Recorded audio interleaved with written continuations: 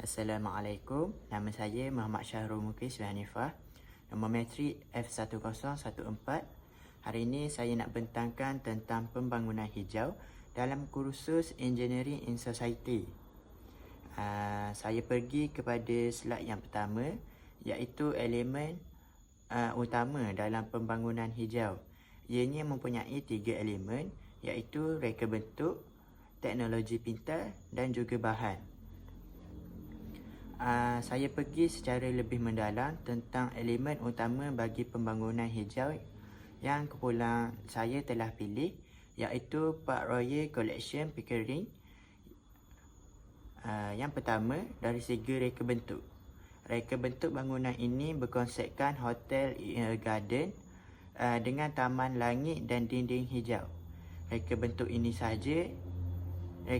ini juga bukan sahaja memberikan nilai estetika yang menarik, tetapi juga berfungsi untuk mengurangkan kesan haba pada bandar serta meningkatkan kualiti udara. Selain itu, reka bentuk berlapis dan teres bertingkat membolehkan cahaya serta pengudaraan semula jadi masuk ke ruang dalaman bangunan, sekaligus mengurangkan penggunaan tenaga dan menjadikan ruang yang lebih selesa kepada tetamu. Bangunan ini juga menekankan ruang komuniti hijau yang mesra tetamu dan alam sekitar, dengan taman langit dan teres hijau yang mewujudkan suasana yang lebih selesa, menggalakkan interaksi sosial dan kesedaran alam sekitar.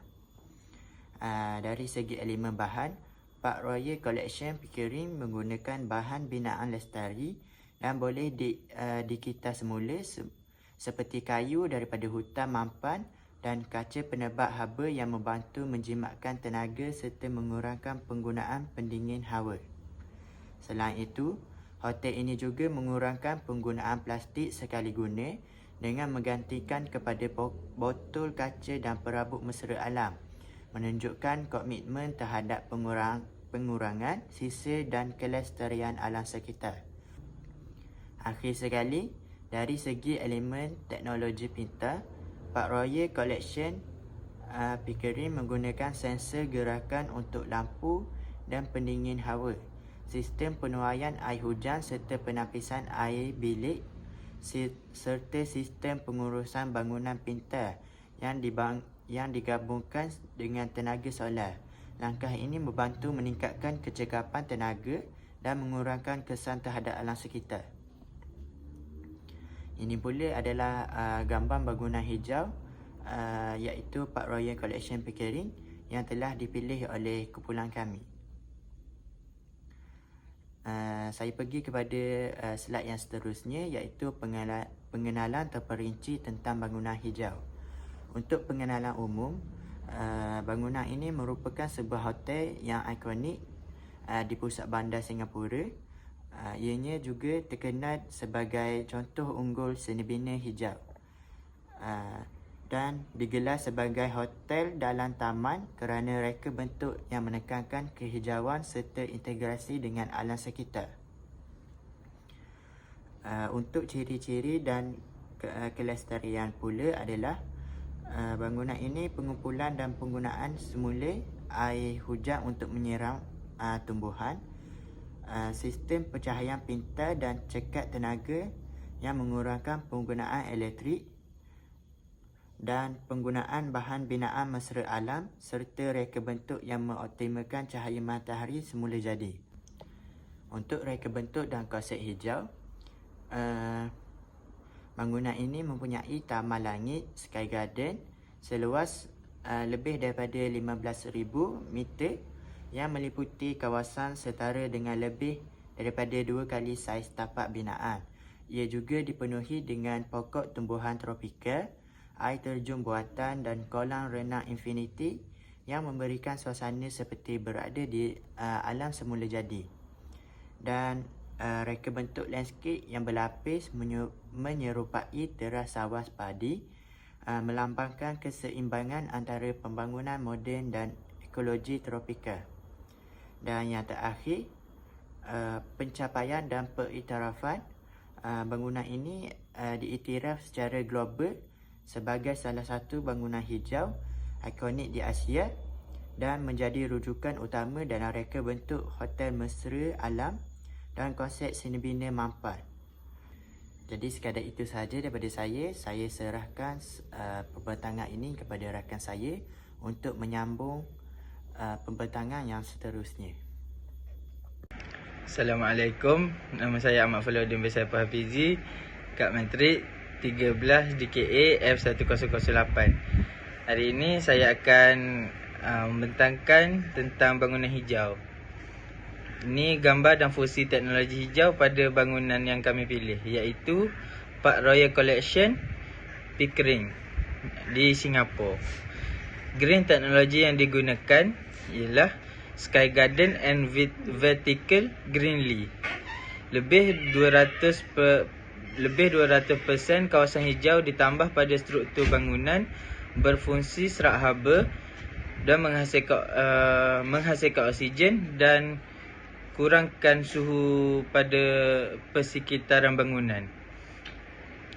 Yang kedua, rainwater harvesting system. Air hujan yang dikumpul untuk menyiram pokok dan landscape automatik. Yang ketiga, green roof.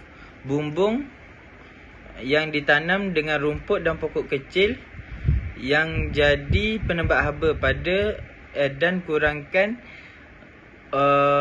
mengurangkan urban heat island effect. Yang keempat, energy efficiency. Menggunakan sistem pencahayaan LED, sensor automatik dan reka bentuk yang memaksimumkan cahaya semula jadi. Yang kelima, biodiversity integration, iaitu ruang hijau jadi habitat kecil untuk burung dan serangga dalam kawasan bandar. Yang keenam, sustainable architecture. Reka bentuk untuk bangunan mengurangkan penggunaan aircon dan sistem pengudaraan semula jadi. Itu sahaja daripada saya. Saya serahkan kepada... Okay, Assalamualaikum. Nama saya Muhammad Nani Hakimi bin Rasul Jinata dengan nombor pendaftaran F1069. Hari ini saya akan membentangkan bangunan hijau dapat membantu mengurangkan pemanasan global melalui beberapa cara, iaitu yang pertama, penjimatan tenaga. Bangunan hijau direka bentuk untuk menggunakan tenaga secara lebih cekap. Contohnya, penggunaan lampu LED, sistem penebat yang baik, validasi semula jadi, serta tenaga boleh diperbarui seperti panel solar. Langkah ini dapat mengurangkan pergantungan kepada tenaga fosil yang menghasilkan karbon dioksida, iaitu CO2. Yang kedua, penggunaan bahan mesra alam. Bahan binaan rendah karbon dan bahan kita semula digunakan untuk mengurangkan pelepasan gas rumah kaca semasa proses pembinaan. Ini termasuk penggunaan konkrit hijau, kayu yang diperoleh secara lestari dan bahan terpakai. Ketiga, pengurusan air dan sisa. Bangunan hijau mempunyai sistem pengumpalan air hujan, penggunaan semula air dan rawatan air kelabu. Kita semula bahan binaan serta pengurangan sisa pembinaan dapat mengurangkan pencemaran dan pelepasan gas berbahaya. Dan yang keempat, mengurangkan kesan pulau haba bandar. Bumbung hijau, dinding hijau serta penanaman pokok di sekitar bangunan menurunkan suhu persekitaran. Ini mengurangkan keperluan penggunaan penghawa dingin yang tinggi tenaga. Dan yang akhir sekali, sumbangan kepada alam sekitar global. Apabila konsep bangunan hijau digunakan secara meluas, ia akan mengurangkan pelepasan karbon secara besar-besaran. Hasilnya, kadar pemanasan global dapat dikawal dan alam sekitar lebih lestari untuk generasi akan datang. Dan seterusnya, ini adalah reference. So, sekian, terima kasih.